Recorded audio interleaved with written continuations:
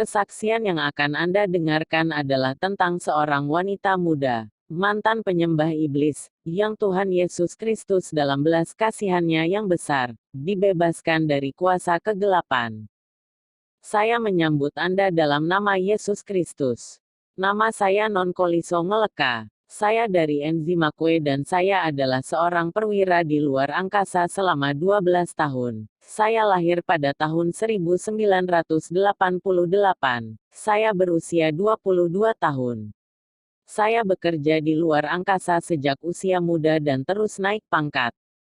Ada tingkatan yang berbeda di ruang angkasa. Ada penyembah setan di gereja yang tidak tahu bahwa mereka mewakili setan. Dan ada penyembah setan yang mampu meninggalkan tubuh fisik mereka untuk pergi ke dunia spiritual. Saya adalah bagian dari kategori kedua ini.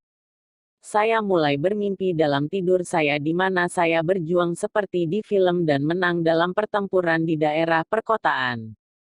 Pada hari ketiga mimpi ini terjadi lagi. Saya mendengar suara yang menanyakan apakah saya ingin pergi ke rute ini. Saya bilangnya dan dia bilang ayo pergi.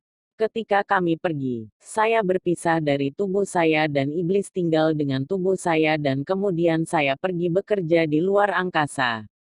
Ketika saya sampai di sana, mereka memberi saya kode dan menawarkan saya darah, karena Anda harus hidup dari darah orang untuk kehilangan semua perasaan manusia dan berperilaku seperti binatang. Ada angka yang mewakili setiap peringkat. Angka 3 mewakili penyembah setan, angka 6 mewakili pemuja setan. Pemuja setan adalah seseorang yang mati sebagai penyembah setan dan sekarang tinggal di alam spiritual saja. Angka 9 mewakili setan, raja setan. Saya bekerja di luar angkasa. Kami awalnya dikirim untuk menyebabkan kecelakaan di jalan, sehingga iblis di luar angkasa akan meminum darah. Ada kepala suku yang memerintah di setiap tempat, misalnya di Enzimakwe. Mereka memiliki pemimpin mereka yang adalah seorang pemuja setan. Saya sudah menjelaskan kepada Anda di atas yang diklasifikasikan sebagai seorang pemuja setan. Ketika dia membutuhkan darah, kami akan menyebabkan kecelakaan di daerah itu. Ketika kami menyebabkan kecelakaan ini, kami menjadi roh dan tidak ada yang melihat kami. Dan kemudian kami akan melempar cincin ke depan pengemudi yang kehilangan fokus dan mobil sedang membuat barel, orang sekarat dan kepala suku mendapatkan darah. Tapi sebagai anggota baru, kami tidak hidup dengan darah itu. Kami kadang-kadang diberi darah ini. Para pemimpin sebagian besar tinggal di sungai. Mereka pergi ke luar angkasa hanya ketika ada pertemuan kebangunan rohani dan acara gereja lainnya. Setan hidup di laut. Kami para rekrutan muda hidup dari darah yang kami hisap dari orang-orang biasa yang hidup di bumi. Kami akan berdiri di samping mereka, seperti di halte bus atau apapun. Dan kami akan mulai menghisap darah mereka, terutama jika mereka memiliki salah satu produk kami.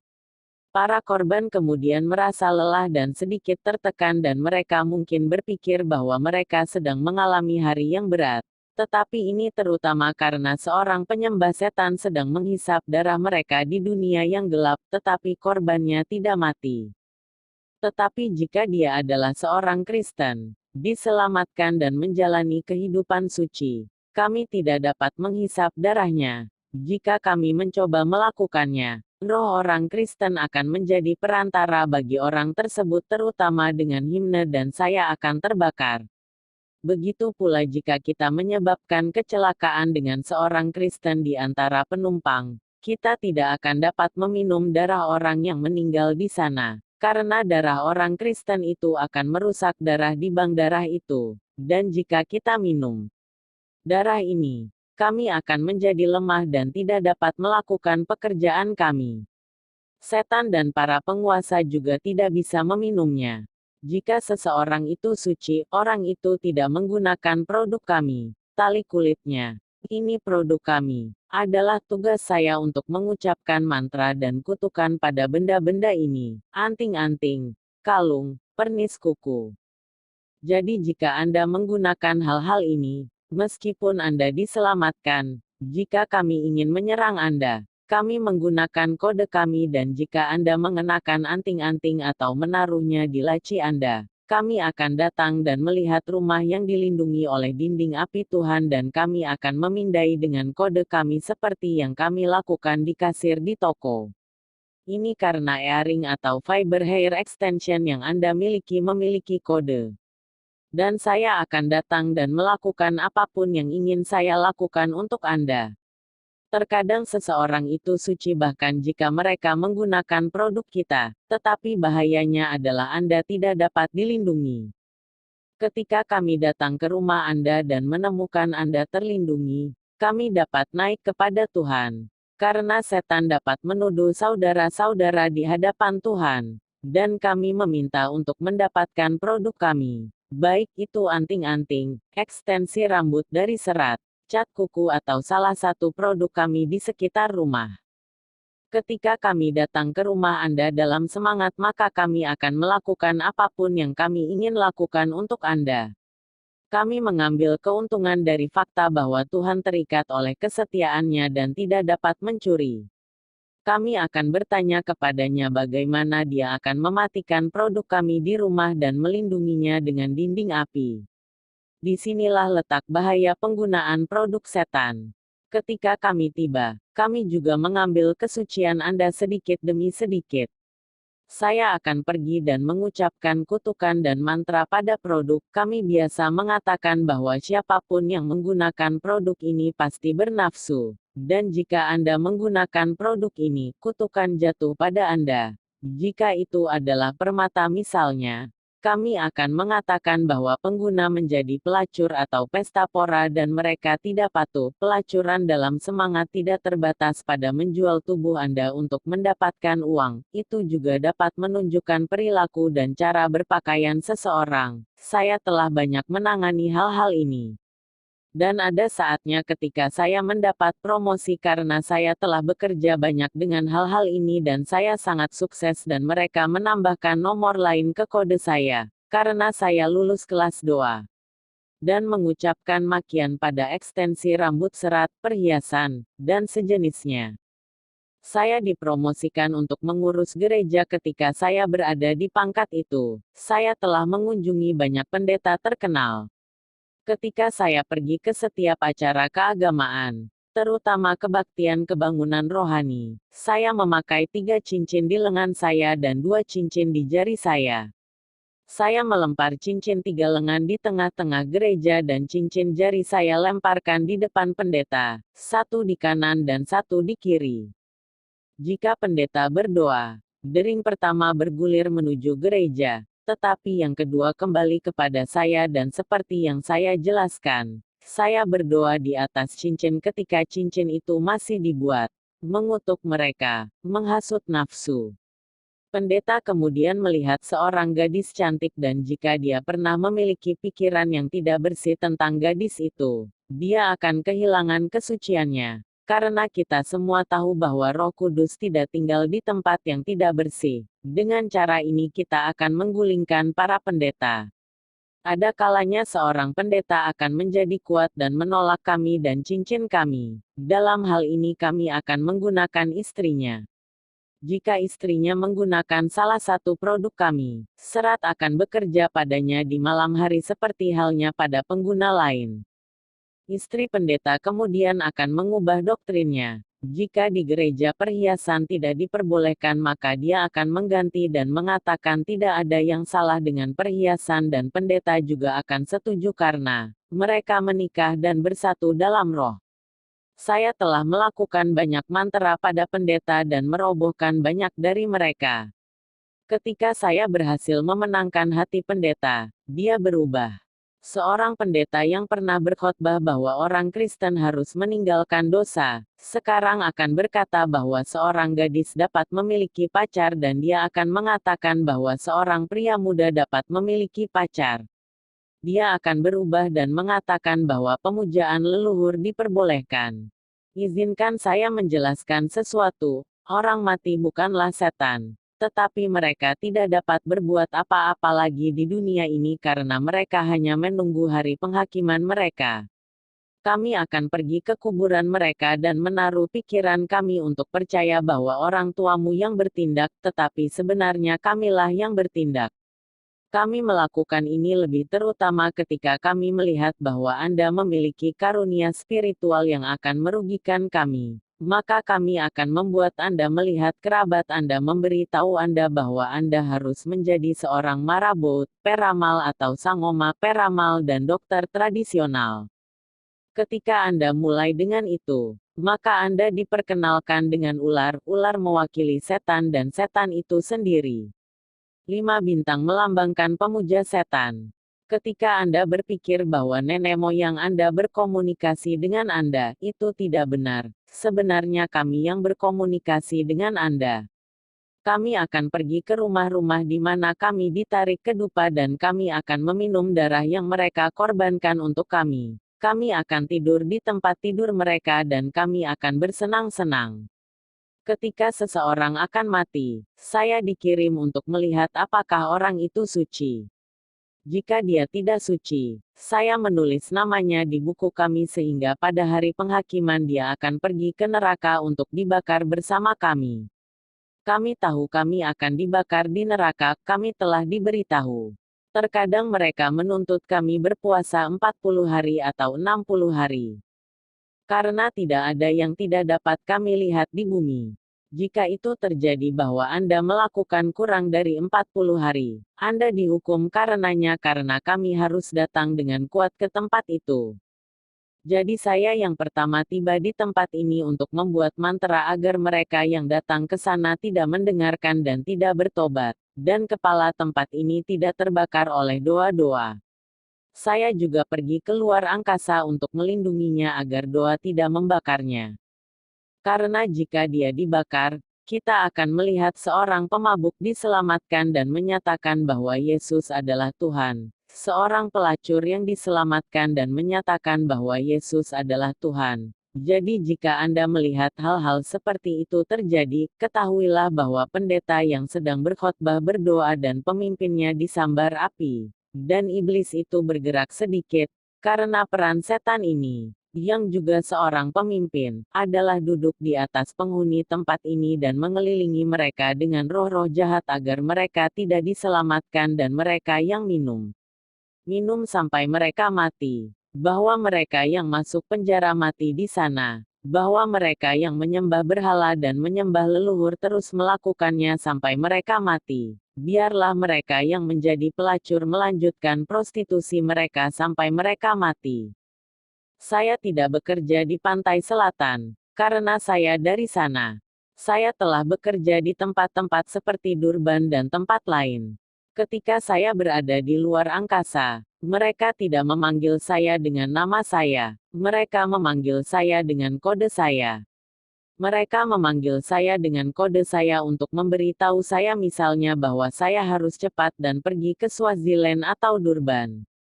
Karena perusahaan di sana telah selesai membuat anting-anting itu, saya harus pergi ke sana dan melantunkannya sebelum dikirim ke toko. Itu adalah tugasku untuk membuat mantra di atasnya. Setahun lagi saya dikirim ke Entuzuma. Ada seorang pendeta di sana. Saya tidak akan menyebut namanya. Saya telah dikirim untuk mengambil kesuciannya. Pendeta ini adalah pria sejati yang diselamatkan Tuhan, dan kesaksiannya luar biasa. Ketika saya mengambil kesuciannya, saya mendapat promosi. Saya menjadi seorang petugas, dan sejak saat itu, saya bertanggung jawab untuk memasang perangkap untuk gereja. Tidak ada satu hal pun yang tidak saya lakukan pada saat itu. Di ruang angkasa kami menggunakan Alkitab, kami tidak mengerjakan hal-hal yang tidak tertulis di dalam Alkitab. Karena Alkitab mengatakan seorang wanita harus menutupi kepalanya di gereja. Kami mengubahnya dan mempengaruhi wanita untuk tidak menutupi kepalanya. Dan ketika para wanita tidak menutupi kepala mereka, kami akan menuduh mereka kepada Tuhan dan bertanya kepadanya bagaimana dia dapat menganggap mereka sebagai anak-anaknya ketika mereka tidak menutupi kepala mereka di gereja. Kami mengubah apa yang tertulis dalam Alkitab seperti fakta bahwa seorang wanita tidak boleh mengenakan pakaian pria. Inilah alasan mengapa kami mengucapkan kutukan pada celana yang dikenakan wanita. Kami akan membuat mantra pada mereka dan mempengaruhi para wanita untuk memakainya lebih sering agar mereka tidak melihat Tuhan karena ketidaktaatan mereka. Saya banyak bekerja ketika saya lulus. Saya tidak lagi berurusan dengan urusan gereja. Saya pergi ke sana hanya untuk menjadi penyembah setan dan melanjutkan perjalanan saya. Para penyembah setan ini tidak tahu bahwa mereka adalah penyembah setan karena kami tidak memisahkan mereka dari tubuh mereka saat saya memisahkan dari tubuh saya. Tetapi kami menggunakannya jika mereka memiliki salah satu produk kami yang saya daftarkan. Kemudian mereka mulai bergosip, memfitnah, selalu mengeluh dan mengatakan bahwa pendeta mencari uang atau semacamnya. Orang-orang bahkan berhenti pergi ke gereja karena penyembah setan ini. Kemudian saya akan membiarkan mereka melakukan pekerjaan mereka dan pergi ke gereja lain untuk mendapatkan laporan dan kembali lagi nanti untuk melihat kerusakan yang telah mereka lakukan di gereja tersebut.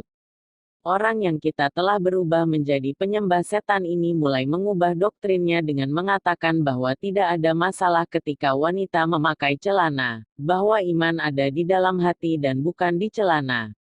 Pada titik ini mereka secara tidak sadar bekerja untuk kami karena mereka diwakili. Karena kebenarannya jelas wanita tidak boleh memakai celana. Jadi ketika mereka mulai mengatakan bahwa wanita itu diperbolehkan memakai celana, dan orang-orang dengan gesper dapat datang dan beribadah di tempat suci, dan bahkan dapat melakukan sesuatu di gereja, dan orang-orang ini secara bertahap akan belajar untuk berpisah dengan hal-hal ini. Ketika seorang pendeta mengatakan bahwa orang yang punya pacar bisa datang dan memimpin ibadah atau berdoa untuk orang-orang, maka pendeta ini adalah milik kita. Dia bekerja untuk kita. Izinkan saya memberitahu Anda, ketika mereka berkata bahwa mereka akan berhenti berbuat dosa, kami akan datang dan mempengaruhi mereka agar mereka tidak pernah meninggalkan dosa, dan terus berbuat dosa. Kami mencoba untuk meminimalkan besarnya dosa. Jika, misalnya, seorang saudara perempuan punya pacar, saya akan mendorong pacarnya untuk memberitahu dia bahwa dia ingin menikahinya. Bukan karena dia akan melakukannya, tetapi hanya karena kita ingin meyakinkan diri kita sendiri bahwa saudari itu tidak berhenti berbuat dosa dan meminimalkan besarnya dosa ini sampai Tuhan Yesus Kristus datang kembali. Ketika saya berada di luar angkasa, kami memiliki layar TV besar. Kami dapat melihat semua yang terjadi di bumi. Kami menghitung mundur dan tahu Yesus bisa kembali kapan saja. Dan segala sesuatu yang harus kami lakukan, seperti HIV. Dokter tidak dapat menyembuhkan penyakit ini karena mereka adalah manusia. Tetapi hari ini saya menyaksikan fakta bahwa HIV diciptakan di luar angkasa sehingga pemuda akan mati muda dan tidak datang kepada keselamatan Tuhan Yesus. Setan ingin sebanyak mungkin orang dibakar bersamanya di neraka. Dia melanjutkan penaklukan jiwa, yang membuatnya dikeluarkan dari surga. Jadi kami menciptakan HIV dan kemudian kami menyebarkannya di bumi. Tetapi hal ini tidak dapat disembuhkan, apakah itu kanker atau TBC. Dokter tidak akan pernah menemukan obatnya karena Yesus adalah satu-satunya yang dapat mengatasi dan menyembuhkan sesuatu yang telah terjalin ke dalam dunia yang gelap. Seorang manusia tidak bisa menyembuhkan penyakit ini. Hanya Yesus Kristus dari Nazaret yang dapat menyembuhkan penyakit ini. Anda bisa berdoa untuk seseorang, dan jika mereka yakin bisa disembuhkan. Penyakit menekuk karena dalam nama Yesus semuanya lentur. Kita sendiri lentur ketika seseorang menyebut nama Yesus, jadi penyakit itu sendiri berlipat. Ketika saya lulus, saya juga dikirim untuk menyebabkan kecelakaan pesawat. Pesawat pergi ke Australia, Eropa atau tempat lain. Ketika ada kecelakaan pesawat, itu bukan kesalahan pilot, kami adalah penyebab dari semua kecelakaan pesawat yang saya tahu. Kami sedang dalam misi dan tidak ada yang bisa kami lakukan untuk itu. Kami adalah budak, kami bekerja bahkan ketika kami tidak mau dan kami diberitahu bahwa kami akan beristirahat hanya setelah Yesus datang. Jadi sementara itu, kita harus membunuh agar setan dan para pemimpin memiliki darah, serta anggota baru yang belum mulai bekerja. Kami juga bekerja dengan kepala pemerintahan, presiden. Saya tidak akan menyebutkan nama presiden yang kami tangkap. Dia bukan penyembah setan, tapi kami mengerjakannya setiap hari. Dia memberlakukan hukum kita, melegalkan prostitusi, aborsi, dan bahkan mengatakan bahwa anak-anak tidak boleh dihukum. Itu adalah rencana kami yang secara tidak sadar dia terima karena kami dapat melihat bahwa Yesus akan kembali. Kami biasa membuat mantra pada mereka setiap hari agar bangsa dikutuk. Kami telah banyak bekerja di Afrika Selatan, seperti yang dibuktikan oleh aborsi dan kekejian lainnya, sehingga orang-orang lebih tertarik pada demokrasi tetapi tidak mengetahui bahwa Yesus siap untuk kembali. Yesus harus memenangkan banyak jiwa bagi dirinya sendiri. Waktunya hampir berakhir. Seorang anak yang diaborsi dibesarkan oleh kami di luar angkasa dengan pengecualian anak-anak yang sudah tidak memiliki kesempatan untuk hidup, dan mereka yang mengalami keguguran. Kami membesarkan mereka dan menggunakannya untuk menghancurkan pernikahan. Misalnya pasangan tidak akan berdebat sama sekali, dan perceraian, perpisahan dan sejenisnya akan menyusul. Anak-anak yang diaborsi ini menangani kasus-kasus ini. Korban terkadang akan melihat ular di halaman atau di rumah mereka. Sebenarnya bayi ini. Mereka juga akan menyebabkan perkelahian dalam keluarga. Mereka dapat menciptakan persaingan antara saudara laki-laki sampai pada titik kematian mengikuti. Dalam kecelakaan pesawat terakhir ke Eropa yang saya sebabkan, ada seorang anak Tuhan yang menjalani hidup suci. Karena itu, darah yang tertumpah rusak karena darah seorang Kristen merusak darah yang kita butuhkan. Dan jika kita meminum darah itu kita akan menjadi lemah dan tidak dapat beroperasi. Itu terakhir kali saya menyebabkan kecelakaan pesawat. Saya telah menyebabkan beberapa kerusakan di masa lalu dan telah melakukan semua hal ini untuk setan di sana.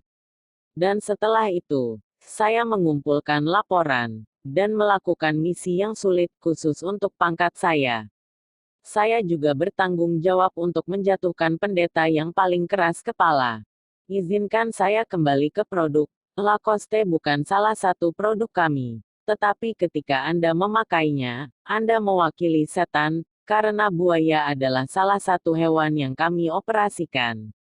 Ketika saya ingin melakukan sesuatu, saya berubah menjadi kadal. 5 bintang mewakili kita sebagai penyembah setan.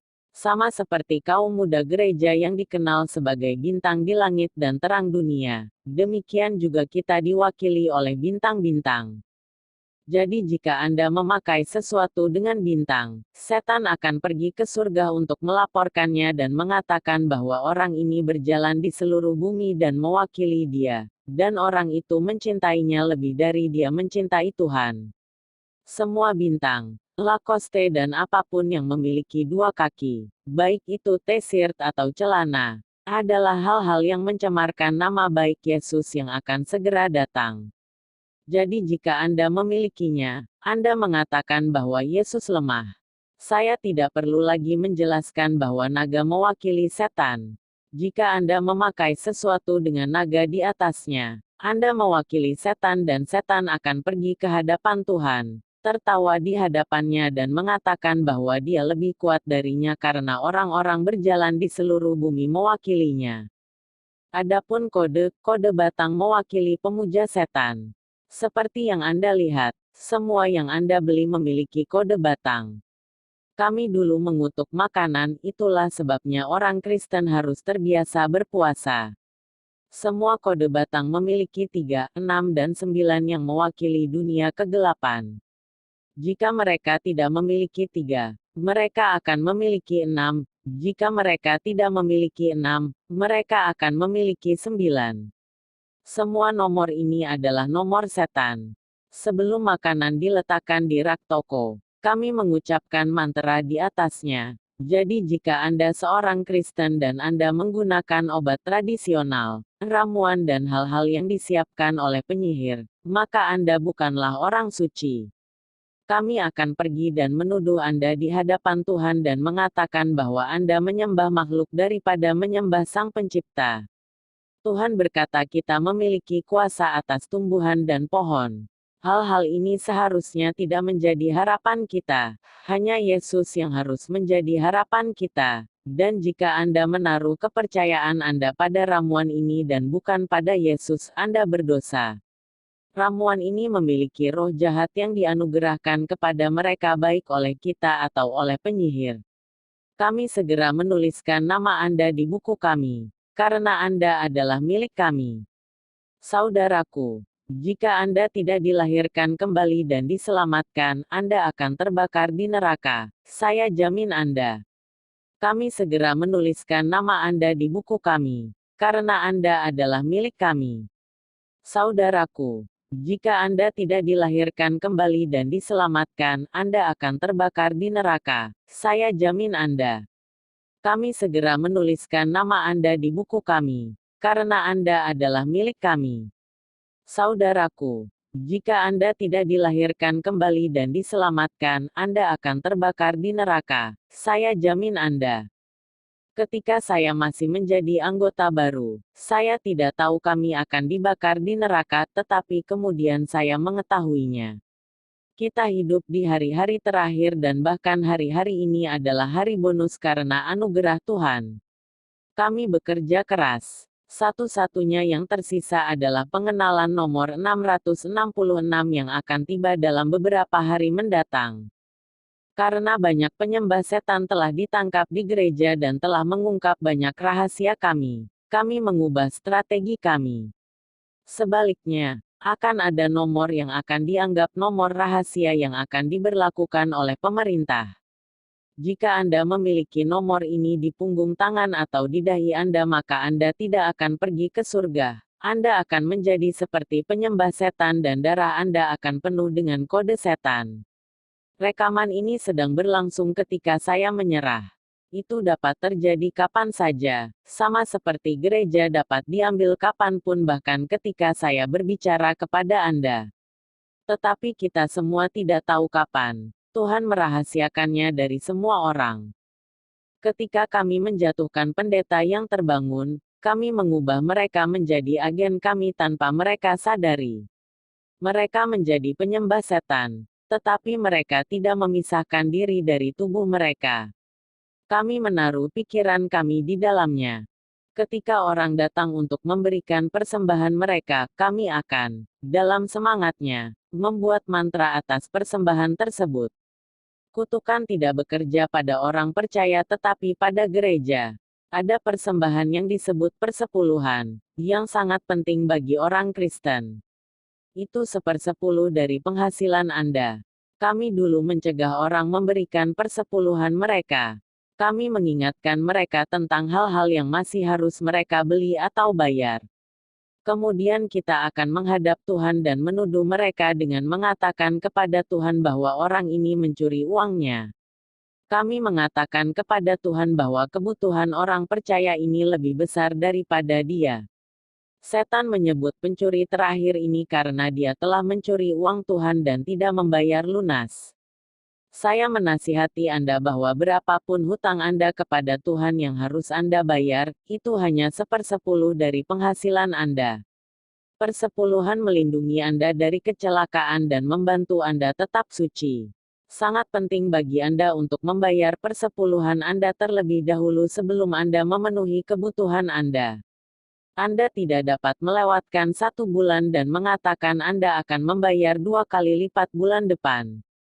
Bulan yang Anda lewati adalah kutukan dan tidak akan pernah berubah menjadi berkah bahkan jika Anda membayar 2 kali lipat pada bulan berikutnya. Jika Anda ingat dengan benar, Tuhan mengorbankan anak tunggalnya, itu tidak mudah, tetapi Dia melakukannya agar kita bisa lolos dari neraka. Anda juga harus memberi untuk pekerjaannya. Bulan yang Anda lewati adalah kutukan dan tidak akan pernah berubah menjadi berkah bahkan jika Anda membayar 2 kali lipat pada bulan berikutnya. Jika Anda ingat dengan benar, Tuhan mengorbankan anak tunggalnya, itu tidak mudah, tetapi Dia melakukannya agar kita bisa lolos dari neraka. Anda juga harus memberi untuk pekerjaannya. Bulan yang Anda lewati adalah kutukan dan tidak akan pernah berubah menjadi berkah bahkan jika Anda membayar 2 kali lipat pada bulan berikutnya. Jika Anda ingat dengan benar, Tuhan mengorbankan anak tunggalnya, itu tidak mudah, tetapi Dia melakukannya agar kita bisa lolos dari neraka. Anda juga harus memberi untuk pekerjaannya. Ketika seseorang akan mati, kami akan mengunjungi mereka. Ada orang yang berpikir bahwa mereka akan mengaku dosa dan bertobat ketika mereka sakit dan akan mati. Kami akan masuk ke dalam dirinya dan membuatnya diam agar dia tidak bisa mengakui dosa-dosanya. Anda tidak dapat mengakui dosa-dosa Anda di dalam hati Anda. Anda membutuhkan mulut Anda untuk melakukannya, sama seperti Anda ingin menjadi anak Allah. Anda harus mengakui ketuhanan Yesus dengan mulut Anda. Ketika seseorang mati dengan dosa yang belum diakui, kami akan menulis namanya di buku kami, dan mereka akan terbakar bersama kami. Inilah orang-orang yang sekarat dengan dosa-dosa mereka yang biasa kita tunjukkan kepada orang yang mereka cintai. Kami menggunakan tulang mereka di kuburan mereka untuk menyamarkan diri kami sendiri dan tampak seolah-olah kerabat yang telah meninggal menyuruh mereka melakukan segala macam hal, dan korban akan melakukan hal-hal itu dengan berpikir bahwa dia menghormati kerabat yang telah meninggal, tetapi kenyataannya itulah kami yang itu menghormati. Kami bahkan akan menaruh uang di taman dan akan tampak bagi Anda sebagai kerabat Anda yang telah meninggal dan memberi tahu Anda bahwa ada uang di taman itu, sehingga orang-orang akan percaya bahwa kerabat yang telah meninggal itu membantu mereka. Inilah cara kami membuat orang percaya pada pemujaan leluhur. Jika Anda seorang percaya, kami akan mengunjungi Anda juga. Ada orang percaya yang jatuh pada menit terakhir mereka di bumi. Kami merobohkan mereka. Di saat-saat terakhir mereka menginginkan hewan dikorbankan untuk menghormati leluhur mereka. Kami akan segera menuliskan nama orang itu di buku kami karena mereka meninggal karena tercemar oleh pemujaan leluhur. Kami mengawasi setiap orang sebelum mereka meninggal dan yang lainnya jatuh.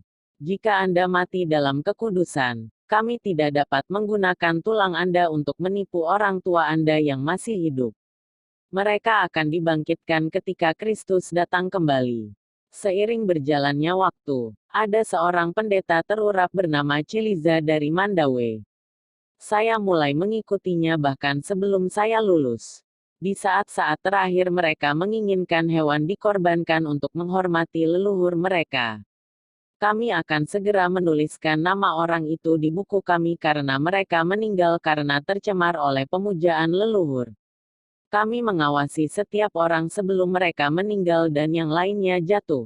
Jika Anda mati dalam kekudusan, kami tidak dapat menggunakan tulang Anda untuk menipu orang tua Anda yang masih hidup. Mereka akan dibangkitkan ketika Kristus datang kembali. Seiring berjalannya waktu, ada seorang pendeta terurap bernama Ciliza dari Mandaue. Saya mulai mengikutinya bahkan sebelum saya lulus. Di saat-saat terakhir mereka menginginkan seekor hewan dikorbankan untuk menghormati leluhur mereka. Kami akan segera menuliskan nama orang itu di buku kami karena mereka meninggal karena tercemar oleh pemujaan leluhur.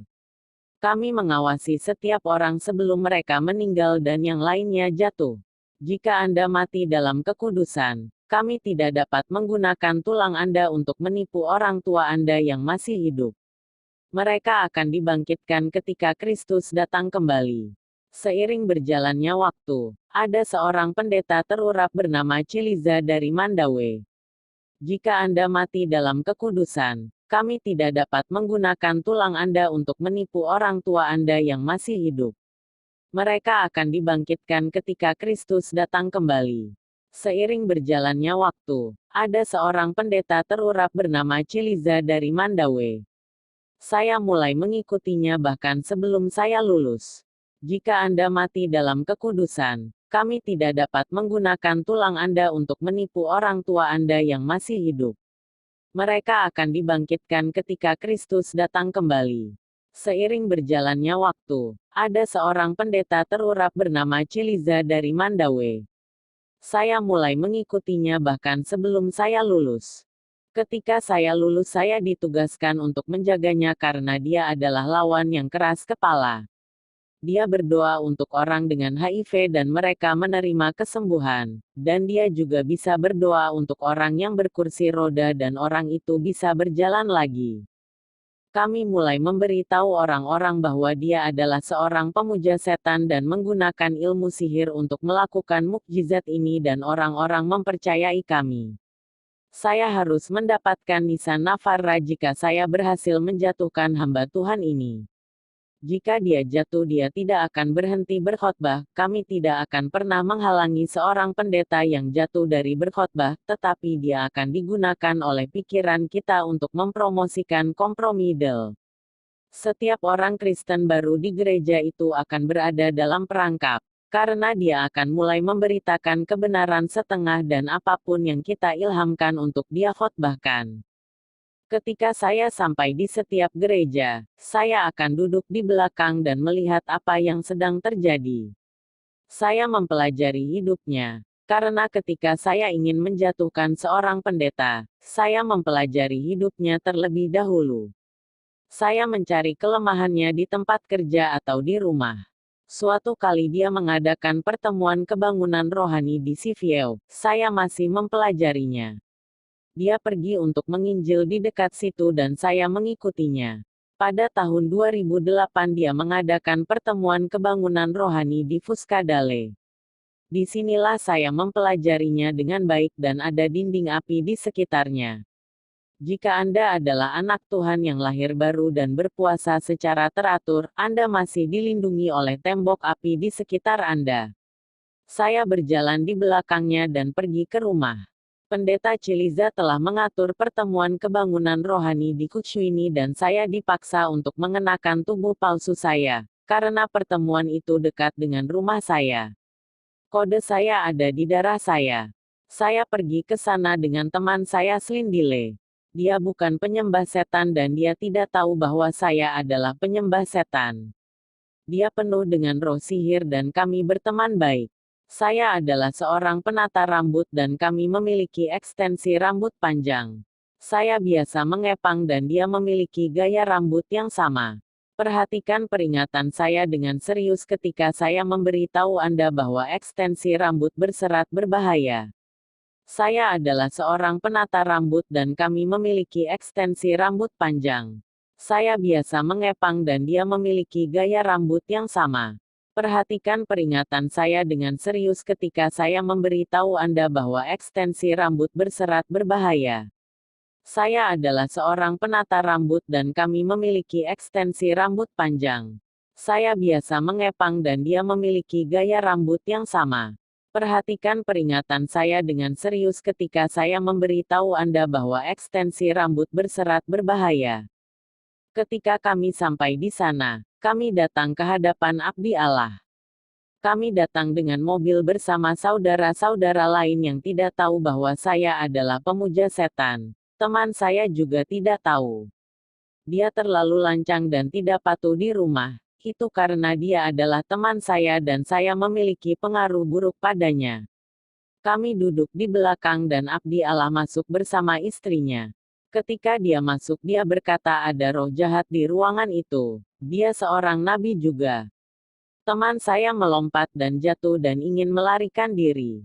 Saya sangat mencintai teman saya dan kami sombong, orang-orang yang berada di dalam mobil tempat kami masuk bisa bersaksi betapa kurang ajarnya kami. Saya membawa teman saya ke altar untuk didoakan karena saya tidak ingin ada yang menyentuhnya karena kami terlalu sombong.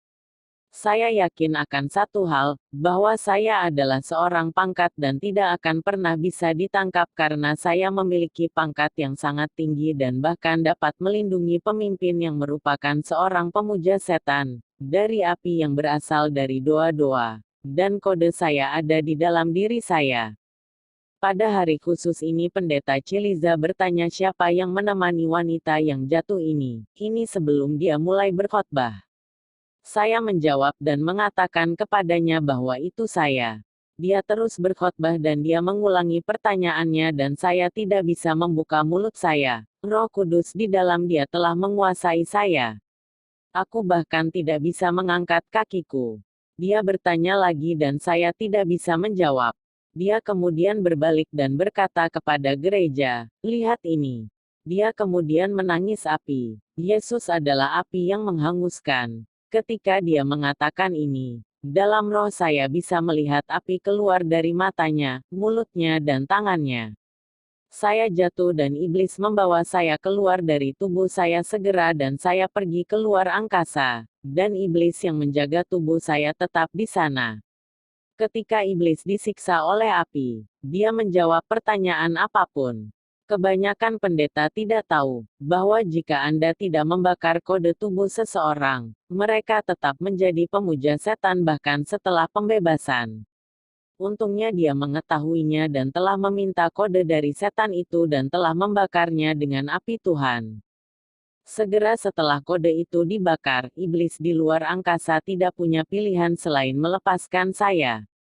Setan yang ada dalam diri saya kembali keluar angkasa. Jika mereka tidak membakar kode di tangan saya, iblis akan dapat memanggil saya kembali karena saya tidak dipanggil dengan nama saya. Saya dipanggil dengan kode saya. Nomor terakhir yang saya terima dengan promosi saya keluar dengan darah.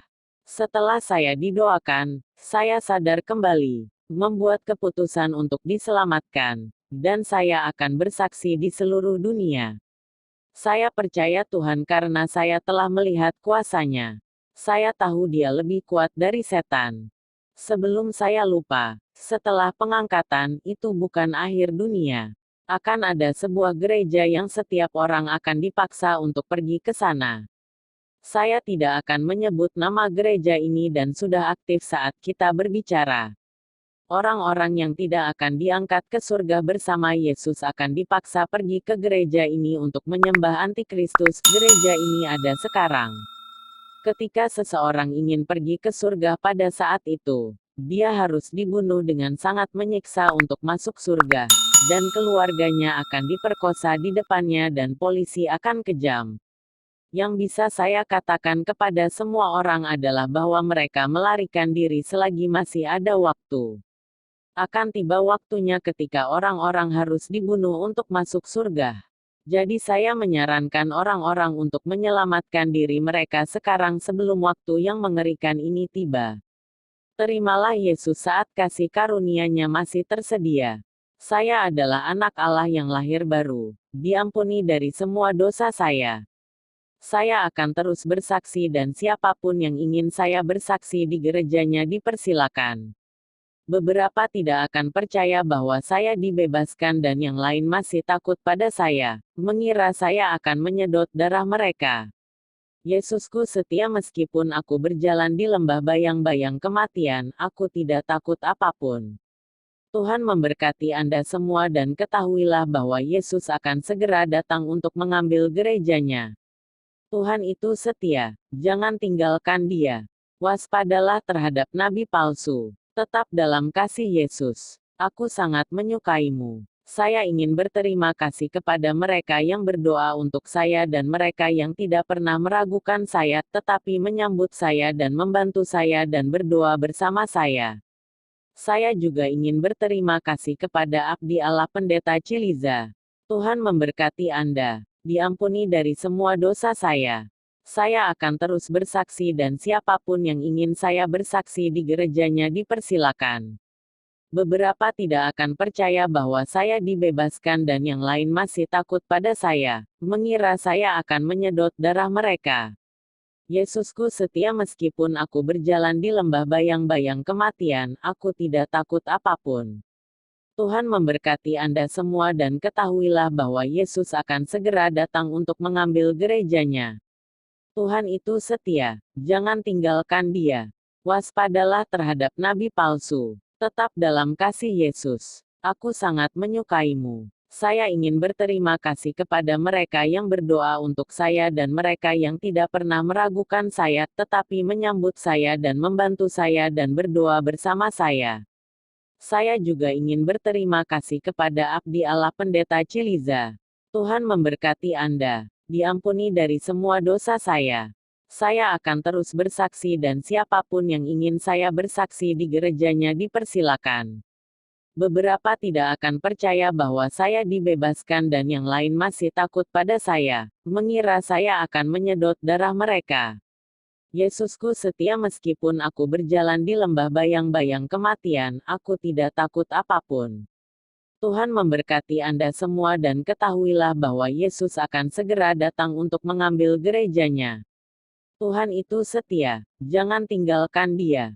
Waspadalah terhadap nabi palsu. Tetap dalam kasih Yesus. Aku sangat menyukaimu. Saya ingin berterima kasih kepada mereka yang berdoa untuk saya dan mereka yang tidak pernah meragukan saya, tetapi menyambut saya dan membantu saya dan berdoa bersama saya. Saya juga ingin berterima kasih kepada Abdi Allah Pendeta Ciliza.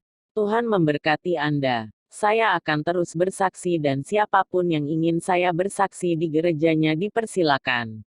Beberapa tidak akan percaya bahwa saya dibebaskan dan yang lain masih takut pada saya, mengira saya akan menyedot darah mereka. Yesusku setia meskipun aku berjalan di lembah bayang-bayang kematian, aku tidak takut apapun. Tuhan memberkati Anda semua dan ketahuilah bahwa Yesus akan segera datang untuk mengambil gerejanya. Tuhan itu setia, jangan tinggalkan Dia. Waspadalah terhadap nabi palsu. Tetap dalam kasih Yesus. Aku sangat menyukaimu. Saya ingin berterima kasih kepada mereka yang berdoa untuk saya dan mereka yang tidak pernah meragukan saya, tetapi menyambut saya dan membantu saya dan berdoa bersama saya. Saya juga ingin berterima kasih kepada Abdi Allah Pendeta Ciliza. Tuhan memberkati Anda. Saya akan terus bersaksi dan siapapun yang ingin saya bersaksi di gerejanya dipersilakan. Beberapa tidak akan percaya bahwa saya dibebaskan dan yang lain masih takut pada saya, mengira saya akan menyedot darah mereka. Yesusku setia meskipun aku berjalan di lembah bayang-bayang kematian, aku tidak takut apapun. Tuhan memberkati Anda semua dan ketahuilah bahwa Yesus akan segera datang untuk mengambil gerejanya. Tuhan itu setia, jangan tinggalkan Dia.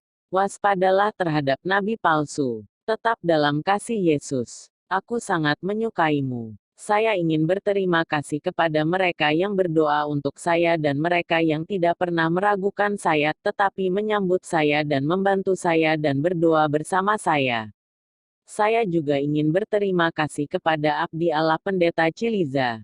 Tuhan memberkati Anda. Berpikir aku akan menghisap darah mereka. Yesusku setia meskipun aku berjalan di lembah bayang-bayang kematian, aku tidak takut apapun. Tuhan memberkati Anda semua dan ketahuilah bahwa Yesus akan segera datang untuk mengambil gerejanya. Tuhan itu setia, jangan tinggalkan Dia. Waspadalah terhadap nabi palsu. Tetap dalam kasih Yesus. Aku sangat menyukaimu. Saya ingin berterima kasih kepada mereka yang berdoa untuk saya dan mereka yang tidak pernah meragukan saya, tetapi menyambut saya dan membantu saya dan berdoa bersama saya. Saya juga ingin berterima kasih kepada Abdi Allah Pendeta Ciliza. Tuhan memberkati Anda. Berpikir aku akan menghisap darah mereka. Yesusku setia meskipun aku berjalan di lembah bayang-bayang kematian, aku tidak takut apapun. Tuhan memberkati Anda semua dan ketahuilah bahwa Yesus akan segera datang untuk mengambil gerejanya. Tuhan itu setia, jangan tinggalkan Dia. Waspadalah terhadap nabi palsu. Tetap dalam kasih Yesus. Aku sangat menyukaimu. Saya ingin berterima kasih kepada mereka yang berdoa untuk saya dan mereka yang tidak pernah meragukan saya, tetapi menyambut saya dan membantu saya dan berdoa bersama saya. Saya juga ingin berterima kasih kepada Abdi Allah Pendeta Ciliza. Tuhan memberkati Anda. Tetap dalam kasih Yesus. Aku sangat menyukaimu. Saya ingin berterima kasih kepada mereka yang berdoa untuk saya dan mereka yang tidak pernah meragukan saya, tetapi menyambut saya dan membantu saya dan berdoa bersama saya. Saya juga ingin berterima kasih kepada Abdi Allah Pendeta Ciliza. Tuhan memberkati Anda. Tetap dalam kasih Yesus. Aku sangat menyukaimu. Saya ingin berterima kasih kepada mereka yang berdoa untuk saya dan mereka yang tidak pernah meragukan saya, tetapi menyambut saya dan membantu saya dan berdoa bersama saya. Saya juga ingin berterima kasih kepada Abdi Allah Pendeta Ciliza. Tuhan memberkati Anda. Semoga damai Tuhan Yesus Kristus menyertai Anda.